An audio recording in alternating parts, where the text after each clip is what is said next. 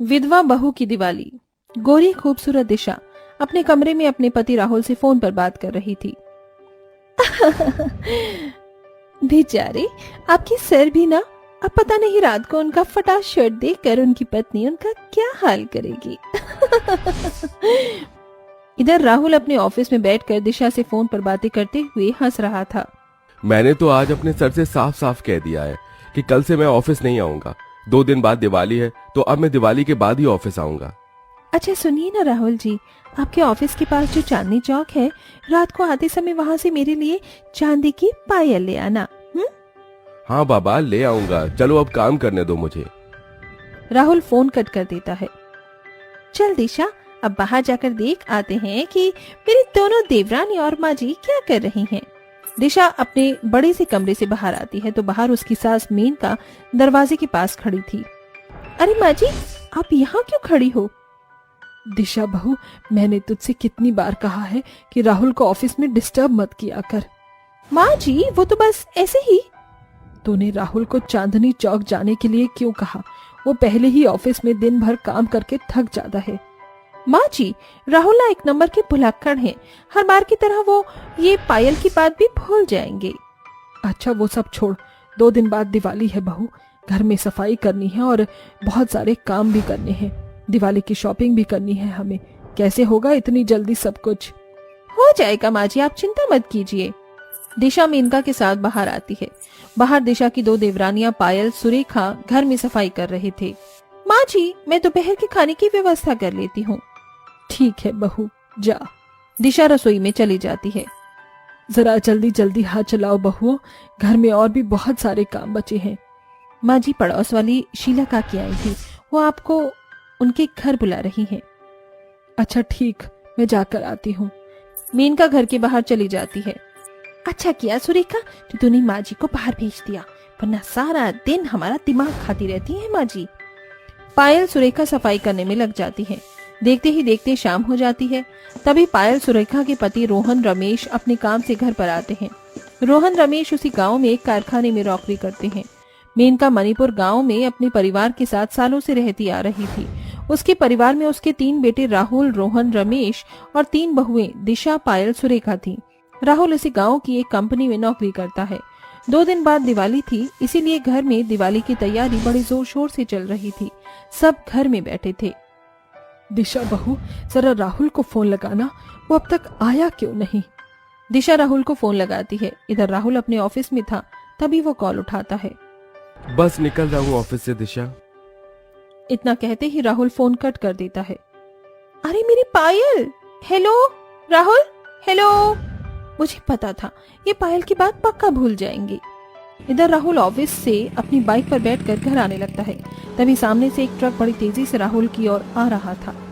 अरे अरे रुक जा, अरे अरे आ! वो ट्रक तेजी से राहुल को अपने नीचे कुचलकर वहां से चला जाता है। इस हादसे में राहुल की वहीं मौत हो जाती है। थोड़े समय बाद जब राहुल की मौत की खबर उसके परिवार वालों को मिलती है तो सबका रो रो कर बुरा हाल था। सारे गांव के लोग बड़ी धूमधाम से दिवाली मना रहे थे और इधर राहुल का परिवार राहुल की यादों में रोए जा रहा था। रात का समय, दिशा सफेद साड़ी पहने राहुल की तस्वीर के सामने बैठी रो रही थी। भरी जवानी में मेरी बेचारी दिशा बहू विधवा हो गई। राहुल, राहुल, राहुल, आप मुझे छोड़कर क्यों चले गए? तभी मेनका वहां आती है और वो दिशा को उठाकर खड़ा करती है। तेरी वजह से मरा है मेरा बेटा राहुल। तू ही उसे बार बार परेशान कर रही थी।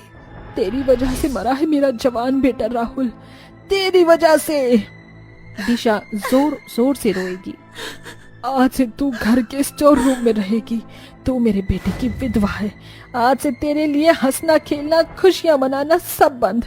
चल मेरे साथ। मेनका दिशा को खींचते हुए घर के पुराने स्टोर रूम में ले आती है और उसे अंदर धकेल कर वहां से चली जाती है। दिशा खूब रोने लगती है। अगले दिन सवेरे सब घर में बैठे चाय नाश्ता कर रहे थे। दिशा स्टोर रूम के बाहर आती है और जैसे ही सबके साथ बैठने लगती है, ओ विधवा जेठानी, हमारे यहाँ साथ बैठकर हमारे ऊपर भी अपनी मनुष्यत डालना चाहती हो क्या? चलो जाओ यहाँ से। दिशा बहू, तू अब एक विधवा है। आज से तू अपने लिए अलग से खाना पकाया करेगी। बाहर आंगन में मिट्टी का चूल्हा बना और उसी पर अपने हाथों से खाना बना। आज से इस घर का कोई भी सदस्य तुझे ना अपनी खुशी में शामिल करेगा, ना कभी तेरे साथ कोई काम करेगा। चल जा और अपने लिए चाय नाश्ता बना बाहर, और आकर घर की सफाई, बर्तन, झाड़ू, पोंछा सब कर।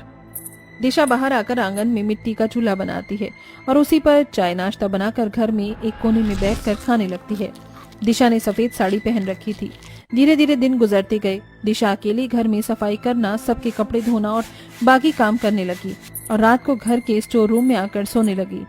घर में दिशा से कोई बात नहीं करता था, सब उस पर अत्याचार, जुल्म करते थे।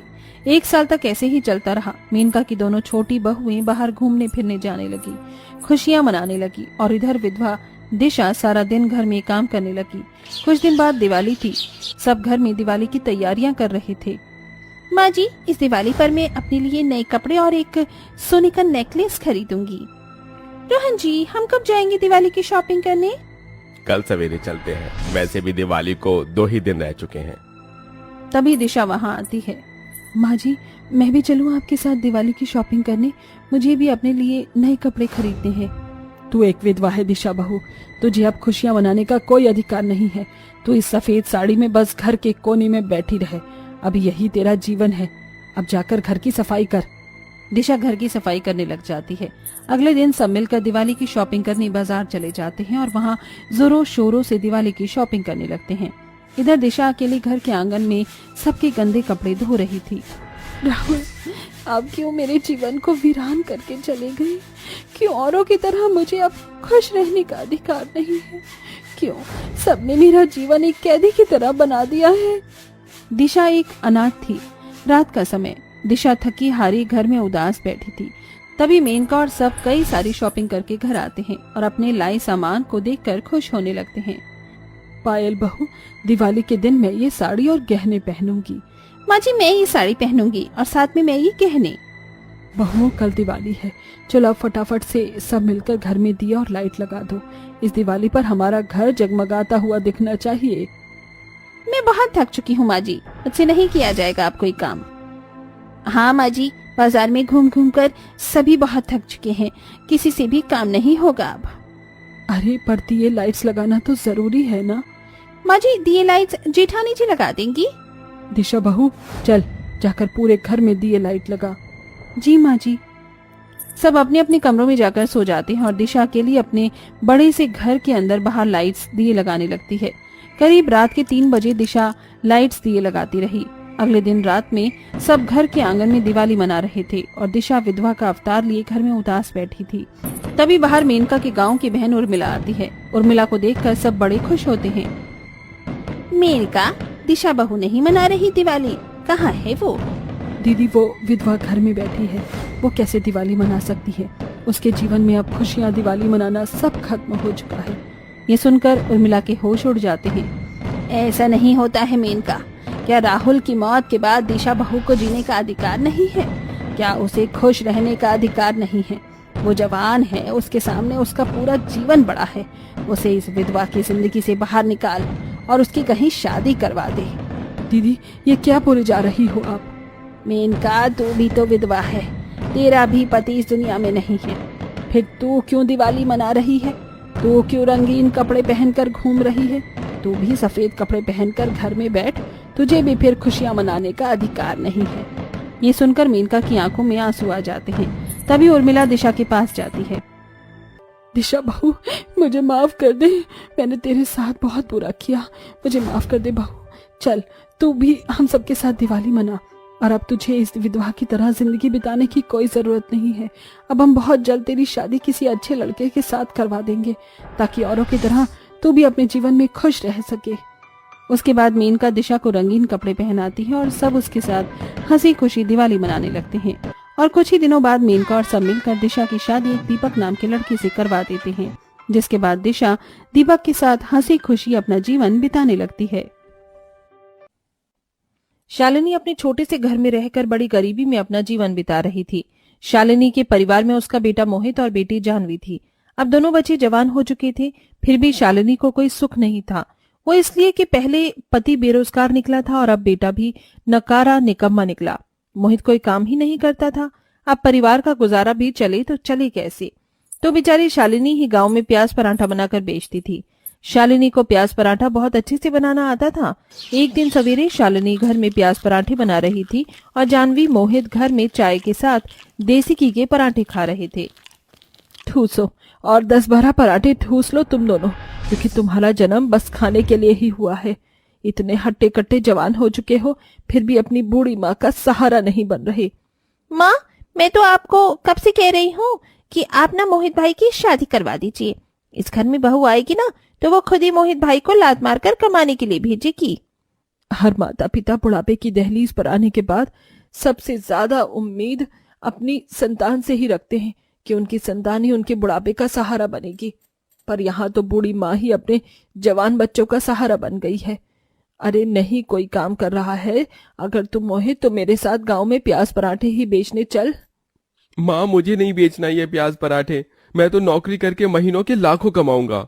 अरे निकम्मे, बदबूदार, पढ़ना लिखना तो तुझे कुछ आता नहीं। 7वीं क्लास में पास नहीं हो पाया था तू, तुझे कहाँ से नौकरी मिलेगी?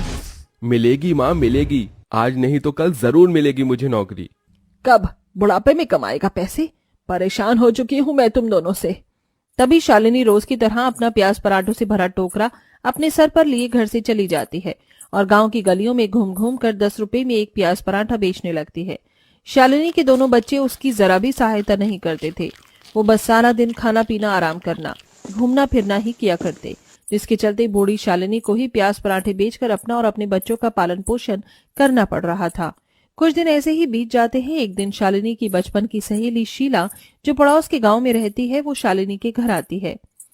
क्या बताऊं शालिनी, मेरी बेटी अनीता को कोई रिश्ता ही नहीं आ रहा। पता नहीं कब उसकी शादी होगी। वैसे शीला, अगर हम अपनी दोस्ती को रिश्तेदारी में बदल दें तो देख, मेरा बेटा मोहित जवान है और तेरी बेटी अनीता भी जवान है, तो हम आपस में ही अपने बच्चों की शादी करवा देते हैं ना। ये सुनकर शीला बहुत खुश हो जाती है और फिर आनंद फानन में कुछ ही दिनों में मोहित अनीता की शादी हो जाती है। अब अनीता मोहित जानवी से भी बड़ी भुलक्कड़ थी। वो बस सारा दिन खाती रहती थी। शादी के 3 दिन बाद अनीता घर में शालिनी के साथ प्याज पराठे बना रही थी और पराठे बनाते बनाते खाती भी जा रही थी। अनीता बहू, ये क्या कर रही है तू?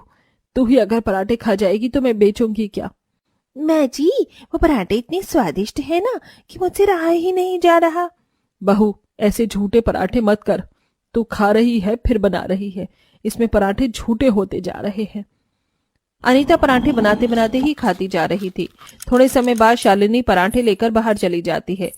कई दिन ऐसे ही बीत जाते हैं। एक दिन मोहित शालिनी प्याज लाने शहर एक बस में जा रहे थे। तभी उस बस के साथ एक सड़क दुर्घटना हो जाती है, जिसमें मोहित का एक पैर कट जाता है और शालिनी कोमा में चली जाती है। कुछ दिन बाद रात में, भाभी, अब हमारा गुजारा कैसे होगा?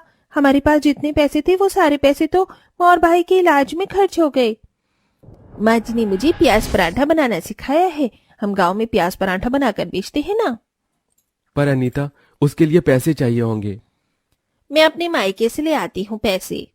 अब अनीता जानवी के पास दूसरा कोई चारा नहीं था, क्योंकि उनके घर की कमाई पूत महिला शालिनी, जो अब कोमा में जा चुकी थी, और मोहित तो पहले ही नक्कारा निकम्मा था। अगले दिन अनीता अपने मायके आती है और अपने माता पिता कुलदीप, शीला से पैसे मांगने लगती है। बिटिया, एक काम कर, तू एक छोटी सी दुकान खोल ले और अपनी नंद के साथ उस दुकान में प्याज पराठे बनाकर बेच। मैं तुझे दुकान खरीदने के लिए और दुकान के सारे सामान के लिए पैसे देता हूँ। ये सुनकर अनीता बहुत खुश हो जाती है। तभी वो कुलदीप से पैसे लाकर वहीं गांव में एक छोटी सी दुकान खरीद लेती है और प्याज पराठे बनाने का सारा सामान ले आती है। 2 दिन बाद अब अनीता जानवी की प्याज पराठे की दुकान तैयार थी। सवेरे का समय। चलिए भाभी, अब हम प्याज पराठे बनाना शुरू करते हैं। दोनों फटाफट प्याज पराठा बनाने का सामान पीसते हैं और फिर जानवी पराठा बेलती है और अनीता चूल्हे पर पराठा बनाने लगती है। जैसे ही पहला पराठा बनकर तैयार होता है, वाह, कितनी अच्छी खुशबू आ रही है इस प्याज के पराठे से। थोड़ा तो चखना ही पड़ेगा। अब अनीता खाने की बड़ी शौकीन थी और उससे ज्यादा जानवी थी। तभी अनीता अपना बनाया पहला प्याज पराठा थोड़ा खा लेती है। हा हा हा हा, मजा आ गया। क्या स्वादिष्ट प्याज पराठा है। जानवी बहन, अपने हाथ के स्वादिष्ट प्याज पराठे खाकर तो लोग उंगलियां तक चाटने लग जाएंगे। तभी अनीता थोड़ा थोड़ा करके वो सारा पराठा खा जाती है। अब ये देखकर जानवी के मुंह में पानी आने लगता है। जैसे ही अनीता दूसरा पराठा बनाती है, भाभी, मुझे भी तो चखने दीजिए ना पराठा। तभी जानवी भी थोड़ा थोड़ा करके दूसरा पूरा पराठा खा जाती है। इसी तरह वो एक पराठा बनाते और दूसरा पराठा बनाते बनाते ही खा जाते। अब अनीता जानवी ने 40 पराठों का सामान पीसे थे, पर वो दोनों 20-20 पराठे बेचने को ही रखते हैं और 20 तो वो बनाते बनाते ही खा जाते हैं। थोड़े समय बाद 2 आदमी उनकी दुकान पे आते हैं। प्याज पराठा केवल 30 रुपए में? अरे मैं तो पहली बार प्याज पराठे के बारे में सुना हूँ। चल कर देखते हैं और खाकर भी देखते हैं, अच्छा रहा तो और खाएंगे। दोनों दुकान के अंदर जाकर बैठ जाते हैं।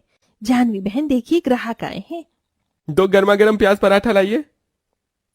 तभी अनीता अपने बनाए हुए दोनों झूठे पराठों में से 2 पराठे गरम करके लाती है और राहुल अजीत को देती है। तभी दोनों पराठे खाने लगते हैं। अरे वाह, क्या लाजवाब चीज है, ये तो बहुत बढ़िया है, खाने में तो बड़ा टेस्टी है ये। अरे बहन जी जरा 2 पराठे और दे दीजिए। अनीता फिर से दोनों को एक एक पराठा लाकर देती है। इसी तरह राहुल अजीत 4 पराठे खाकर पैसे देकर वहां से चले जाते हैं। देखिए जानवी बहन, पहले ही ग्राहक 8 पराठे खाकर चले गए हमारे, इसका मतलब हमारे पराठे उन्हें बहुत अच्छे लगे।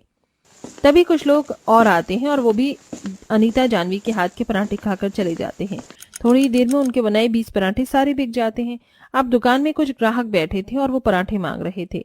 भाभी पराठे तो सारे बिक गए, हमें बेवजह 20 पराठे खा लिए, अब इन लोगों को कहाँ से देंगे हम पराठे? हम फटाफट बना लेते हैं।